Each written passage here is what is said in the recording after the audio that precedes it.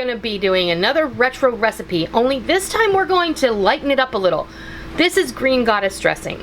If you know, when I was a kid in the 70s, green goddess salad dressing had kind of hit a resurgence. It was like the hoi polloi. People loved it. They were serving it on, you know, banquet buffets and things like that. But it's very rich, and I'm going to give you a little history on how the salad dressing came to be. But today we're going to make a version that's a little bit lighter. This is just a little more friendly to the waistline, and I think that most of you might have what I am showing on hand in your fridge and pantry. So this is all fresh, and you're going to start off with, we're going to substitute some of the fatty ingredients, which would be, normally this would be made with mayonnaise and sour cream, with avocado. This is a fresh, ripe avocado. I just pitted and peeled it. And then we're going to add the green goddess part, which is this green goddess dressing is known to be filled with fresh herbs. You can use 1 cup of fresh herbs or thereabout, in combination however you like. You can use what I'm going to use, which is approximately a half a cup of Italian flat leaf parsley, some chopped tarragon, some green onion, both whites and greens. You can use chives, basil, cilantro, whatever you like. You can even throw a handful of fresh spinach in here if you desire. I'm also going to be using a half cup of Greek, this is non-fat Greek yogurt, plain, and a half cup of low-fat buttermilk. This is going to give it a nice richness and a tang.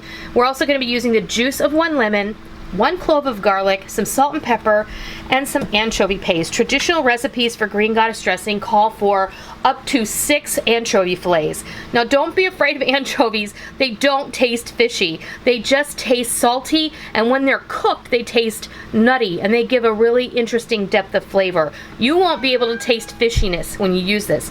But I don't use anchovy fillets a whole lot in my everyday cooking, so I like to use anchovy paste because I can stick this in the drawer in my fridge, and this is going to stay good for a very long time. You can use this in Caesar salad dressing. You can use this in when you make linguine with clam sauce. It's a very versatile ingredient, and it's really nice to toss into a lot of different things when you want a really rich, salty, nutty depth of flavor. So I'm going to go ahead and start throwing this together. I'm going to be using just my drink blender, and I'm just going to toss everything in here. You can use your food processor as well. So, and don't worry if this looks like it's going to be too full, because it's not. Once we get the liquid ingredients in here, it's going to kind of go down a little bit. In with our buttermilk, all of our herbs and our avocado. In with our Greek yogurt. You can use whatever plain yogurt you have on hand. Does not have to be Greek yogurt. I'm going to go ahead and just squeeze these lemons. Throw our garlic clove. Our salt and pepper. I have about 1/4 teaspoon of each. And 2 anchovy fillets worth of anchovy paste. Okay, so about that much. I'd say that's about a teaspoon.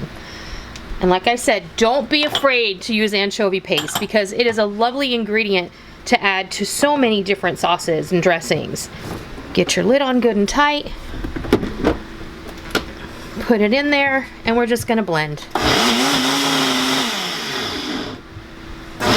It's all blended up. Just let that run until you think it's blended up enough. Now, this can be used as a dressing or a dip.